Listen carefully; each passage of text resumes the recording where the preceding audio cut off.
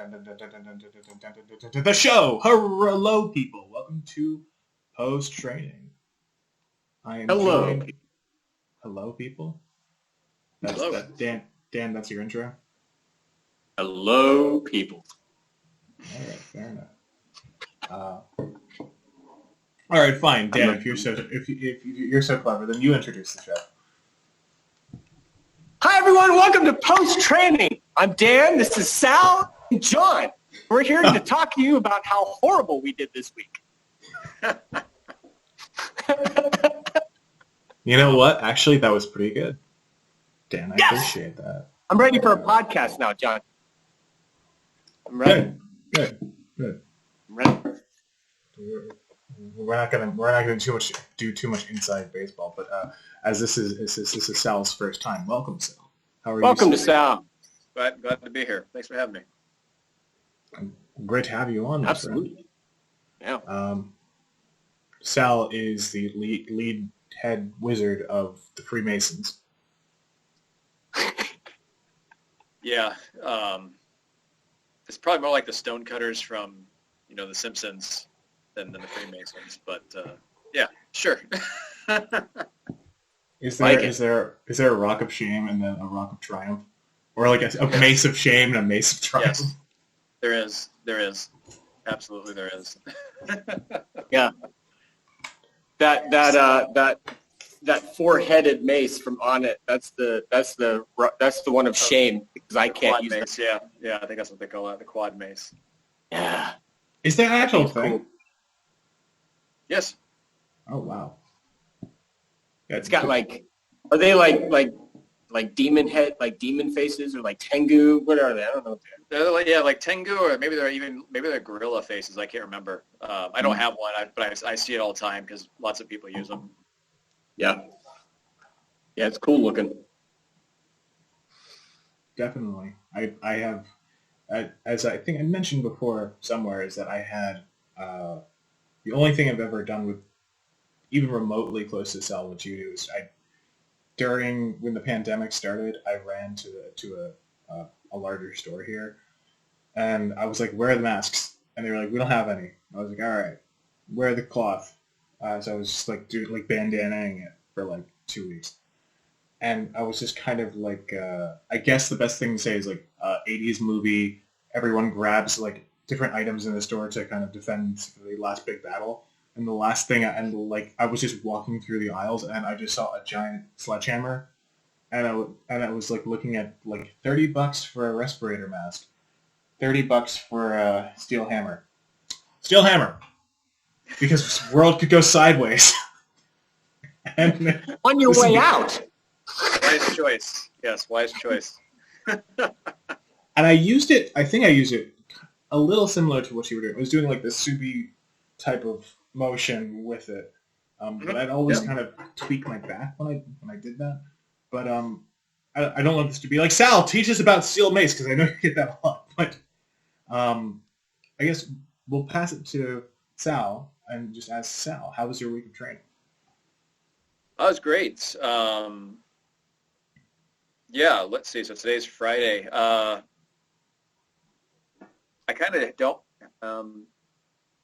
I train every day, so it's hard. Sometimes it's hard for me to think about looking about what I did just this week, because I sort of do at least something every day of the week.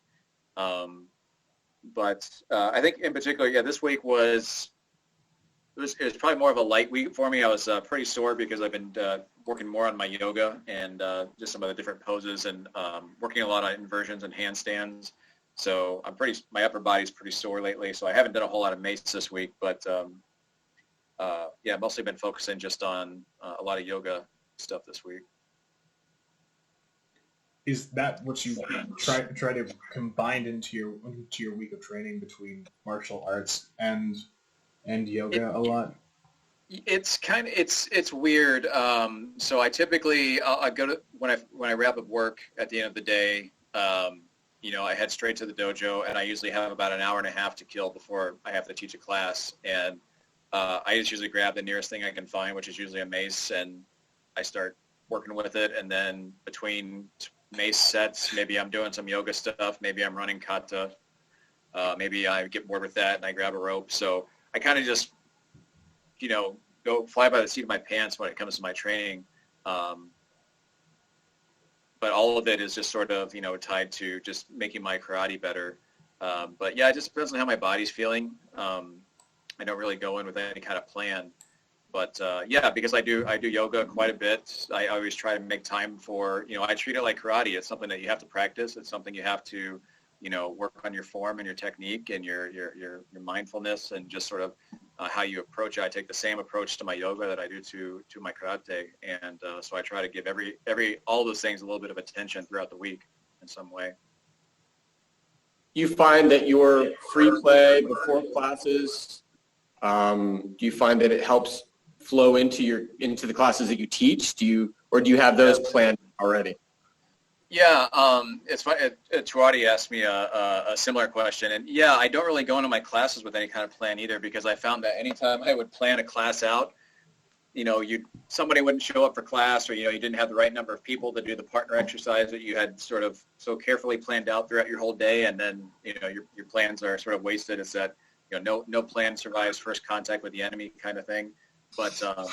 But yeah, sometimes I'll find myself working on something before class, and I'll try to work that, whatever that concept is or whatever, I'll try to work it into maybe the warm up that we do, and before we get into some of the more formal kihon or kata or whatever we're going to be doing. But some sort of calisthenic, or I'll have the class work with mesas sometimes, or elastic bands, just different things to help them get specific parts of their body warmed up.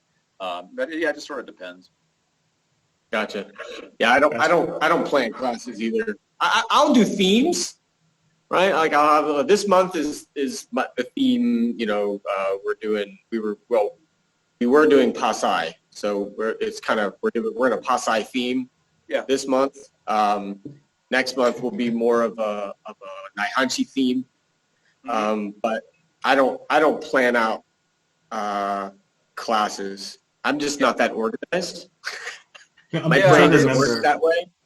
Yeah, I'm trying to remember if Pasai, if that actually does mean breaking down the fortress or not. And so I was just thinking the Pasai theme of the month, all right, guys, we're going to learn how to break into a fort. And so there's some way of making that a theme rather than just the kata itself, but more abstracting it somehow. And you do with a regular class in the last 15 minutes, you talk of strategy.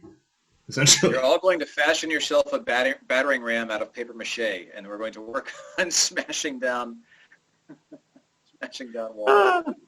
There you go. That sounds like fun. Yeah. Sometimes I'll do the themed approach, but maybe it's more on a weekly basis. So if I get into a particular theme on a Monday, we might continue to work through that in different ways throughout the week. It just sort of just depends. On who's coming to class and who's around and what they need to work on for their next test or something.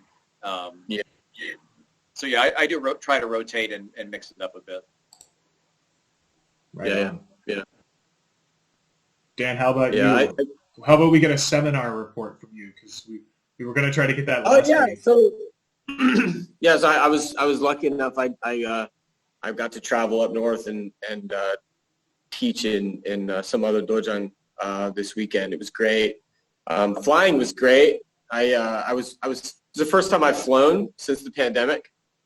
And so I was a little nervous. I had my vaccination card already, they're going to ask me questions. They didn't care. I mean, it was just like normal. ID, show your face. Okay, I'm really him. Yeah, go. Get on the plane, same. Scan your phone. Everything there was no difference whatsoever. So that was really nice. But the workshop was good. I'm very much a principle-based martial artist. So you can go to anybody and learn a form. I'm not gonna come up and teach you a form. I'm gonna come up. We're gonna play with this weekend was specifically playing with the Shipsum Say, the 13 influences from Taiji Chuan, and how that fits into karate. So we literally looked at the first move in our basic form number 1, which is a low block to the left. And then we did the first movement in our third Gicho form, which is an inside-outside and a back stance to the left. And we did that from a clinch position, and we looked at, what is creating pung, what is creating li, what is creating this roll out, this rollback energy, this neutralization, how to neutralize the opponent, how to control the opponent.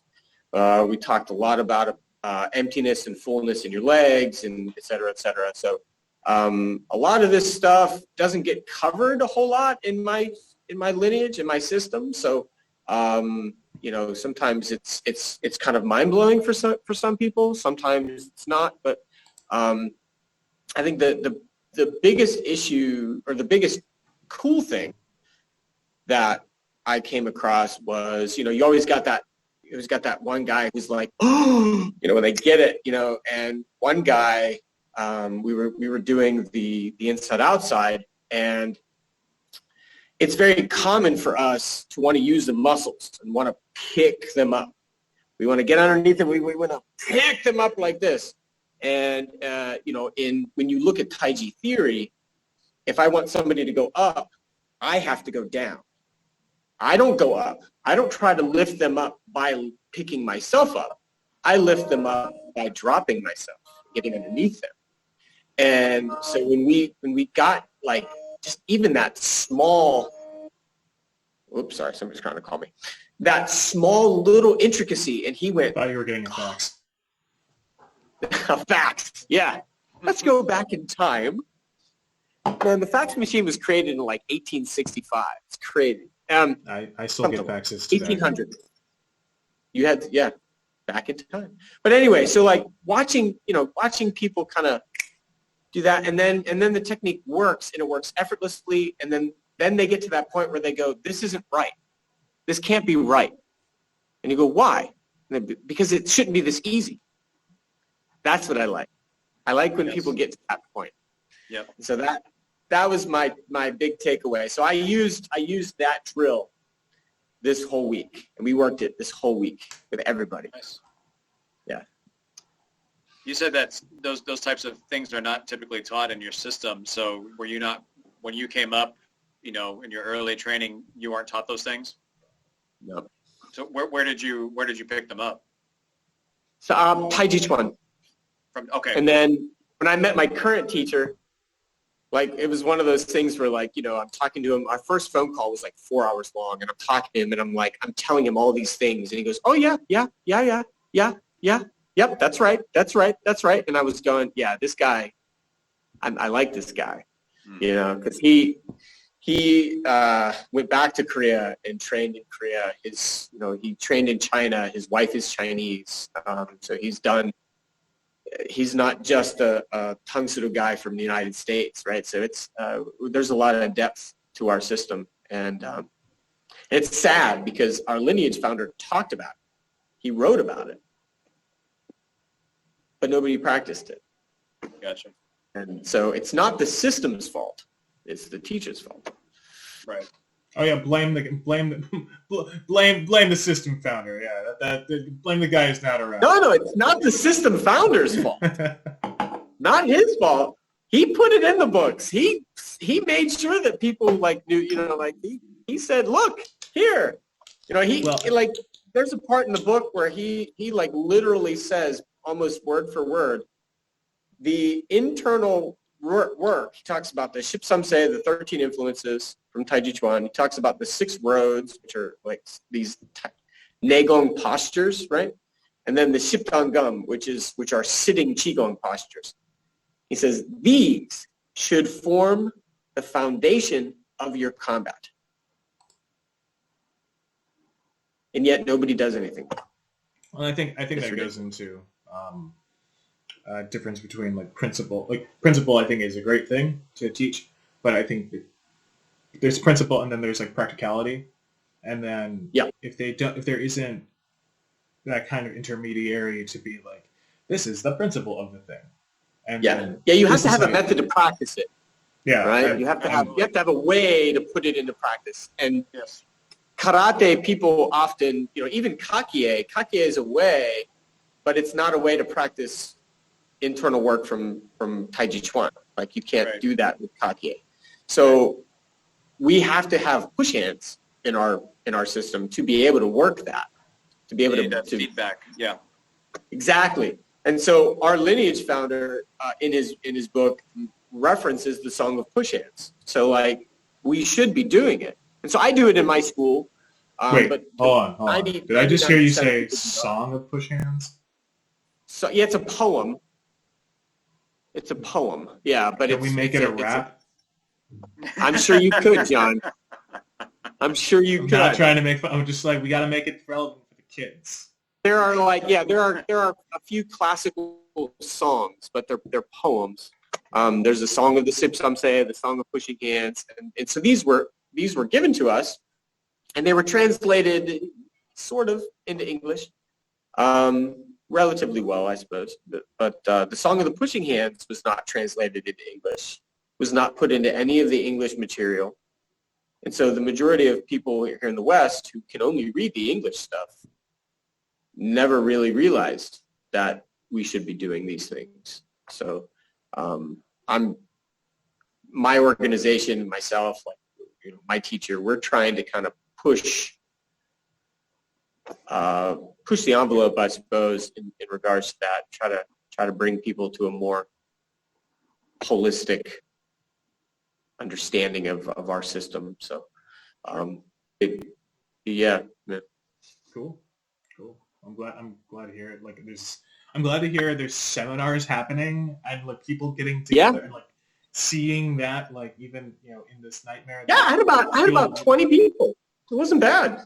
That's a good turnout. Yeah. Yeah, it wasn't huge, but I definitely didn't expect. I expected to teach like 7-8 people, but it was good.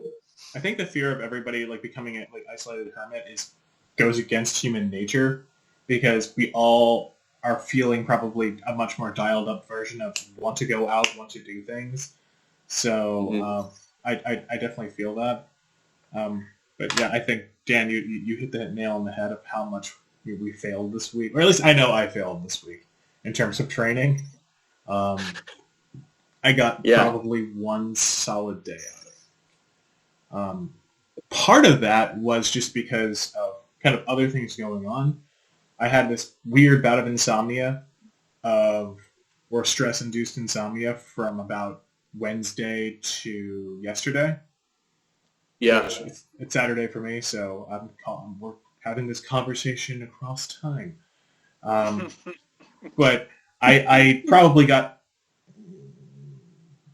between 72 hours, about 10 hours of sleep. But that was utilized. But I had to utilize karate training. I had to utilize focus, because I was getting to the point where I was like, oh no, I need to focus on this. Oh, wait, I need to focus on this thing.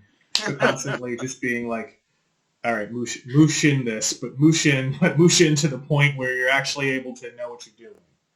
Yeah. So it was balancing that physical lack with what I already kind of knew how to do. So it was kind of being mindless and also being mindful at the same time, because feeling the rest of the anxieties or stresses of the week was just like, have to suppress that, or have to kind of let that tune out in order to get done the work. So I think that's as much as I can say about that. But I guess we'll pass the boat around and start in the cell. What do you think was like the kind of best or even unexpected part of training for you this week?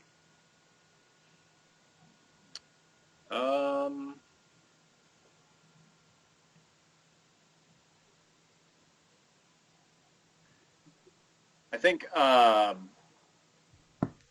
been working with some of my students on some particular concepts, and this week I started seeing just some noticeable improvement in them, and it looked like they're finally starting to grasp some of the things that I've been trying to work with them on the past several months, and I was starting to see just some signs that it's starting to sink in a little bit. So that felt pretty good this week, I think.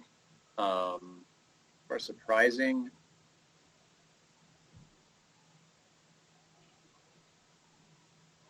I don't know if I had anything really surprising this week. It's been pretty routine otherwise, I think. What were the concepts that you feel that were getting sunk in? I've been really working on, so one of the things that sort of came about with the pandemic, prior to the pandemic, we spent more time probably working on like kata application, bunkai, realistic application, that sort of stuff. And, with the pandemic, and we weren't really doing any sort of partner work, or we were training over Zoom, where we have no partners. And so really started focusing more just on the internal pieces of karate. Things like, moving from center, lifting through your inner thighs, just keeping that ball posture, that sort of thing. And so this week, some of my students were working on, just that lifting through the inner thighs, that sort of thing. We were using a Bosu ball and having them just sort of push off of the ball and launch themselves into a technique. I think it was like an Uriken, back fist. And they were real. I saw some eyes just kind of light up a bit, like, oh, that's what you've been talking about. The sort of that letting that whip drive from the ground through the body, sort of thing. And they're like, that's what you've been talking about. Like, yes, that's what it is. So, more and more that I use these sort of these props in my teaching, whether it's a Bosu ball or a mace or elastic bands, that sort of stuff. A lot of these more difficult to grasp concepts that, the internal things that are sort of hard to see, they seem to like they're starting to make more sense to students. So I think, that's something that I started picking up more over the pandemic was, just using those props. So, I'm definitely going to be incorporating that more and more into my teaching, I think, going forward. Cool. That's cool. Yeah. Guess. And it's one. And the reason why I asked you that question earlier, Dan, is because, I was not, when I came up through the ranks, my teacher didn't teach me any of that internal stuff either, right? Because I didn't pick it up. And I was probably a shodan, maybe a nidan before someone started pointing out, like, those things were missing. And I think, as I've talked before, like, I was just hollow. Like, I was making the shapes of karate, but, if you came over and pushed at the right angle on me, I was going to completely collapse. I didn't know how to engage my center or anything. It was all sort of just the frame, but nothing internal. And I don't want my students to have to go through that either. So I try to get that stuff introduced to them very, very early on in their training. And we spend more time working on that sort of stuff than we do just on, doing kihon or kata or anything like that. It's I want them to work and tune up the engine that drives everything more than anything else. I have senseis who would say all the time, move from center, move from center, move from center. But, okay, well, what does that actually mean? What's physiologically, what does that mean? If you can't explain that, then it doesn't help the student. But if you give them something to hold that helps them feel it, oh, that's what you mean. Yeah, right. It's something else. So, guys, I don't know if you noticed that just there, but my internet blipped. So we lost our live stream for like 2 minutes. Sorry. Are we back live now? We're back live now. Okay. Well, sorry everybody. We're back live now. You do not need to see sorry about that. I'm so sorry, Sal. I'm so sorry. Oh, that's right. I apologize to the whole audience. I apologize to Dan. I'm having a great time. For too long, but now Sal, on his inaugural come on the stream, was making great points about internal work, and then suddenly got cut off. I think it probably caught you, or at least some of it. I'm going to go back and for the video try to seamlessly. Well, I think the main thing that we're talking about is the ability to teach principles efficiently. And I think people need to feel resistance. They need to feel load on their joints. Yes. Right. So like if I could teach somebody to create chengyong, right? This is what we call sinking power, right? And there's a difference. Like if I want to create sink, and I say, okay, now sink. Everybody does this. It's like, no. All you did was just drop. Right? You took this incredibly tense structure and you just moved it down here. That's not what Chengyong is, right? So instead, you say, if I put load on your shoulders and you do this, you're just going to collapse, right? So you have something to hold, like bass. You're doing this thing, and you have to just. So this is sinking, but it's hard to do unless there's load on the joints. Yep. And I completely, 100% am on board with using tools to be able to help people come to those conclusions. Yeah. That's something I realized way, way, way back in the day when,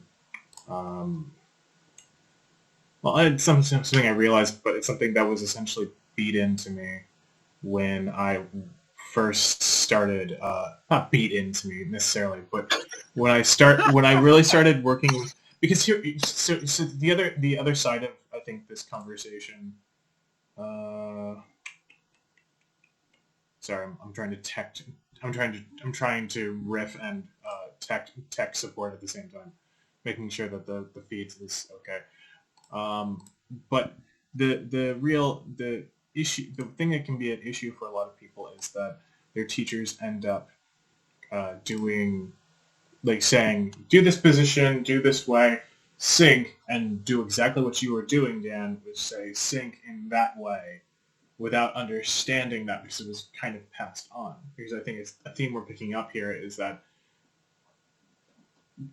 at a start point of whatever had actually happened, was actually being taught, you had all this nuance because you had one person who had a lot of great experience, but they weren't able to transmit that experience practically in a lesson that would continue on. So you get a lot of people rehashing, not rehashing, but essentially going back and doing what Sal was just saying, doing the form of prayer, but not necessarily understanding what that meant or what the emphasis should be. Sure. So what essentially happens is rediscovery through other things. Or I think where it was like point A, and they might have not even had all of that. And I think that's what I think was that evolution. It comes from personal discovery, but also connection. We're now in a more connected world, so we can actually Yes. Yeah. If that makes sense. Sorry. No, absolutely. Being like, I need to make sure the text is okay. Yeah, like some people, like Sal, you asked me, if it was not in my system or whatever earlier, like that sort of idea. And in some ways, like, that's a good thing that I'm doing it now, because that means that I'm better than they were. Like, I like, how often do we get kind of put down if we're doing things better than previous generations, or we know more, or we're adding in these things. Like, we should be better than previous generations. Like, my karate should be a ton better than Funakoshi's. Like, so much better. Like, so I'm not huge in the nostalgic, like, we need to go back to pre-1930s karate. Like, I'm not huge into that. I feel like it's almost like, if I were to say, I think we should be only doing football the way that it was done in the 1920s. Same helmets, no pads, same field. Like we need to be doing football the real way. The real way. Like, nobody would do that. Nobody does that, but people do it with karate. And it's kind of crazy. I agree completely. Yeah. It has to evolve as we learn more. Sometimes students might say, "Well, Sensei, you're teaching that differently, or that's not how you told us to do it 2 years ago." Well, I'm learning too. Like, I'm developing and changing. My karate is evolving as I learn more. I'm going to transmit things differently, and to the student, sometimes that appears that maybe we're changing something. But today I was listening to that part 3 of the Michael Hagan interview with Tuati Sensei, and he talked about just making karate your own, but also that it should be evolving and changing. And he talked about his sensei. It changed over the years as he learned more and as he developed more. And that's going to happen. It needs to happen. Yeah, I agree. I think people get too hung up on that. feel like if you're going to start doing martial arts, okay, if you're going to start doing martial arts or you're going to start teaching, you're inevitably going to come up with different stuff. And I think that's the challenge. I think every generation's dealt with, but I think this generation deals with in a much more resistance way because there's this establishment of what's already there and kind of taken as what is. And then there is people who want to dabble and do other stuff. And I think Bruce Lee gets the pass, but even then that's kind of an issue there. So, we end up with just constantly pushing up against that's not the way you did it before. No, that's why are we changing this? When just people are like, well, no, this is a fluid thing. It's not natural. It's something we've worked on for years. So. Yep. Yeah. And I get that there's that period of time where, like a lot of people, especially in like the applied karate arena, they think that, like after Funakoshi kind of dumbed down, well, we could start with Itosu, right? Itosu started to dumb down karate for the general public. It became weak sauce. It became weak tea. It became for, blah, blah, blah. It stopped being effective and you can look at Motobu. Motobu was he knew more about combat than Funakoshi, So let's go back and make our karate practical again. I get the appeal, but like we don't know a whole lot about karate beforehand. Like it may not have been that good. There might have been, like I had a conversation the other day, but we always think like Itosu saved karate and Funakoshi made it popular. So like Itosu, I almost feel like there's always that possibility. I'm not saying that it's true, so nobody, get after me, but there's always that possibility that if Itosu had not done what he did, the reason, maybe the reason that karate would have been dead is because it wasn't that good. I don't know. Like that's a hard thing, so that means like my karate is like, from that same lineage. So like it may not be that good. Like, but we have to kind of, we always need to be aware that it's okay. It's okay to change. It's okay to be modified. Absolutely. Yeah. It's okay. It's okay. And it's okay to be okay. Yeah. Like that's the other thing too. I tell my students, like, I don't look like you. So what? Be just right now okay. Like that's fine. It's okay. And if your karate, like John, your karate this week was do, was more do. My karate this week was more shim, was more mind, because I can't use my arm. So it was mostly mental for me. Does that mean it's less karate? Does that mean that it's less practical because I didn't beat anybody up this week? I don't like that. It doesn't, that to me, it's not, doesn't resonate with me. No. Dan low-key being like, I didn't beat anybody up this week. Not this week? Well, I guess Friday, no, kidding. I threw a couple of people around. It was fine. Cool. But I mean, if your karate is completely and utterly focused on fighting, and I don't know. I don't see a lot of. It doesn't hit me here. That was something I was thinking about a few months ago where I was still seeing, and I still see lots of different forum posts. People around the pandemic's affected everybody in various ways, and we're fortunate here that vaccines are starting to roll out and everything. But people saying stuff like, "Well, we couldn't do kumite, so I just quit," or we couldn't do application, we can't do partner work, so I just quit karate. I just quit going because I didn't want to do kihoin all day. I just didn't want to work on kata.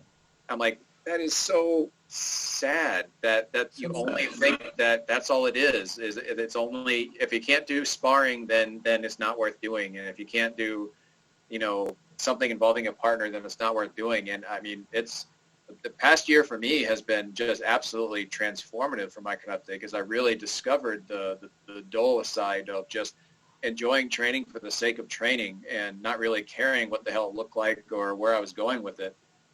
It just really made me sad to see so many people like, well, I dojo closed. What am I going to do? Like, well, you can still do something, right? Like, you must. It was frustrating to see that. Yeah, I have to go MC Hammer this. You have to be too legit to quit. Like, you can't completely shut down. And I think I can understand why people would do that, because I mean, this has affected everyone's mental health in a weird way.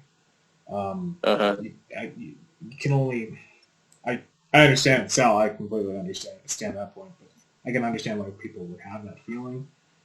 Sure, because they're only so motivated. But that's an excellent point, and I think it's weird what's come out of this time, and what's going to be interesting is how people, what the almost reverse of this will be, is then once everyone can lay hands, get partner training, do sparring, we might see a resurgence of a lot more people coming in to do that, just because they had a complete lack of that for XYZ number months, weeks, years. I think we may see a rise in injuries because of that. Those people are out of practice. Yeah, they forgot how to control their distance and their sure. A lot of that's going to happen. A lot of that. Cool. Well, guys, what do you think is going to happen? On the dangerous green belts. What do you think in weeks to come, in the week to come or times to come? How do you see what's happened this week is going to kind of lead into next?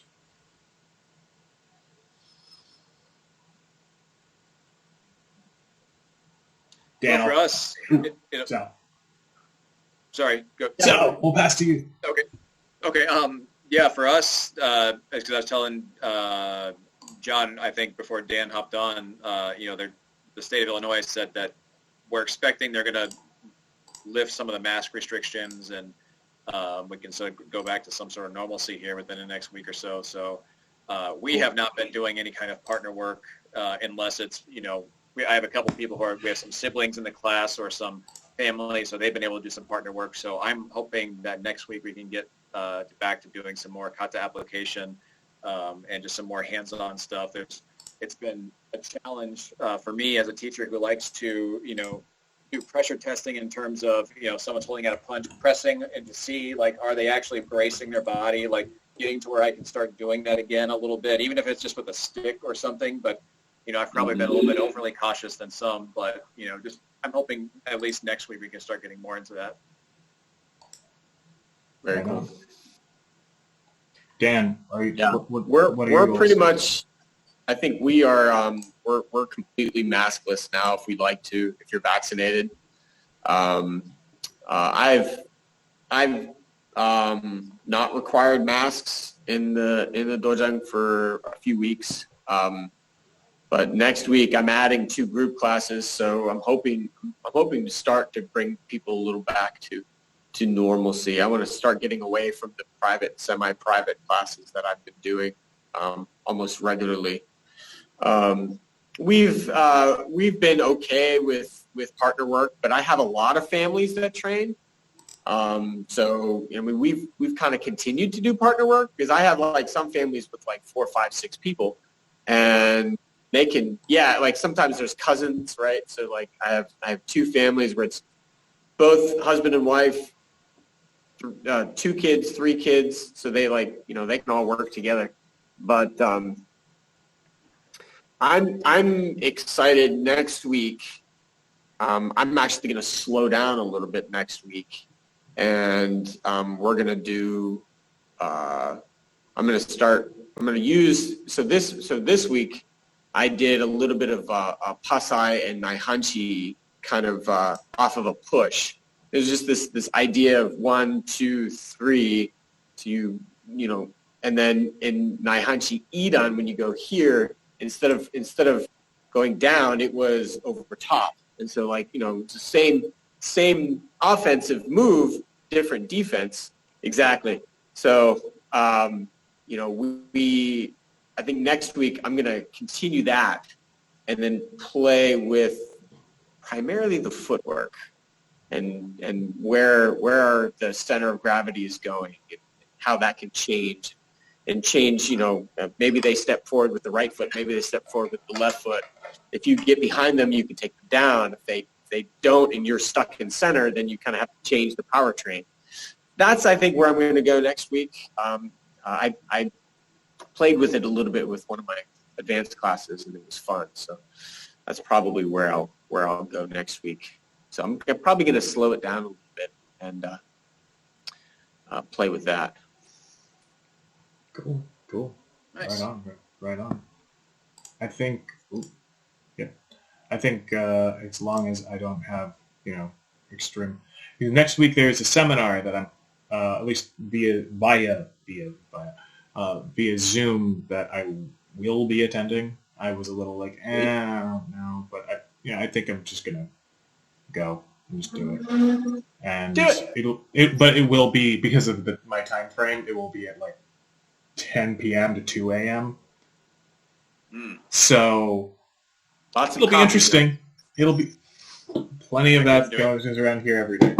But actually, after another meeting that we might everybody here might be on. But yeah, we'll see. I don't know what time that meeting is for you, Sal, but it's like 5 a.m. for me, I think. It's the crime fan. It's our crime syndicate meeting. But I'm not a yoga guy. I've done it a few times, but I'm not a yoga guy. I'm a qigong guy and a tai chi guy, but I've never done. I'm not a big yoga guy. So I was wondering what your thoughts on that would be. That's interesting. I haven't met too many other martial artists that have tried yoga, so I haven't heard that particular observation. And I almost wonder if it's sort of similar like to that mindset of, if you do karate, don't ever touch weights because you're going to get bulked up and you're going to get slow, sort of thing. Like, that's just hogwash, right? But so I don't know. No, I find yoga actually. I don't do yoga so that I get, that I can kick really high or anything. So I think it depends on what you're doing it for. I do it because it helps sort of keep my joints and my ligaments just sort of healthy. I don't really care how wide of a split I can do or anything like that. So I guess if your goal in taking yoga is because you think you're going to get more flexible, maybe you'll be disappointed, because you will, but it's really more about getting stronger, not more flexible. That's I don't know. Yeah, I would be curious. I would be interested to have a conversation with someone who sort of had that feeling about it, just to sort of see why they felt that way. Because really, I mean, the similarities are there in terms of body alignment, bone alignment. Moving from, they call the bandhas, what we call the tanden. It's the same thing, really. So I see so many similarities. But there are different types of yoga too. So maybe there's a particular type of yoga they tried that was that sort of made them feel that way. The yoga that I do it's typically vinyasa yoga, but then I'll do some high intensity, what they call rocket yoga, sort of based off of Ashtanga yoga.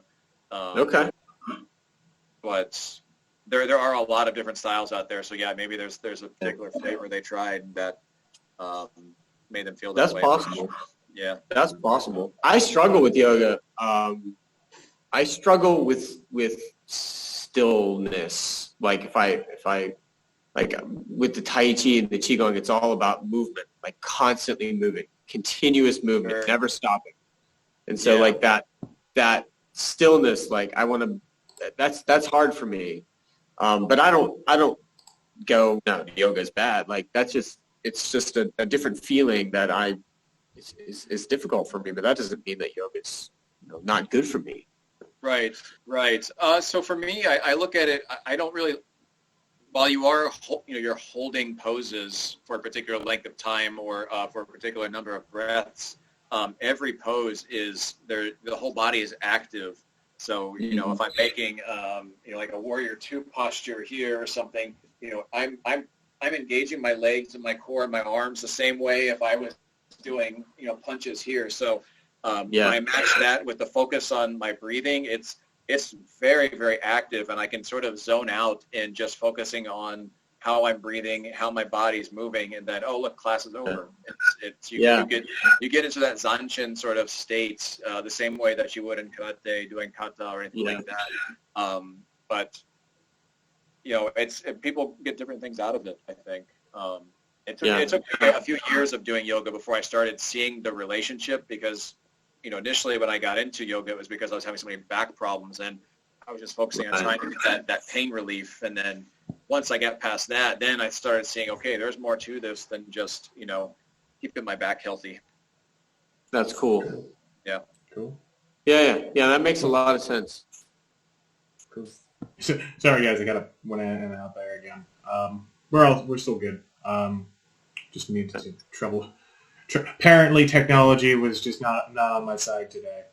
But I think I think we can kind of call it there. I think that was really good. Sal, thank you so much for coming on with us. Dan, thank you as always. This was great. And hey, I hope we get to get everybody on again. Cool. Yeah, well, anytime. I'm always down. Cool. All right. Great conversation, guys. Do we want to dance out? I don't have theme. I'm not a good dancer. Yeah. All right. I'm a horrible dancer. Man, I'm standing on my balance board here. I can just sort of, rock side to side. But that's. We need to get you. We need to get a fundraiser going to do like remote technology improvements, and just being able to get like a panoramic of where Sal is. Have you been standing on the balance board the whole time? Have you been holding balance the whole time? Yes. Yeah. Rock side to side. The whole stream. The whole stream.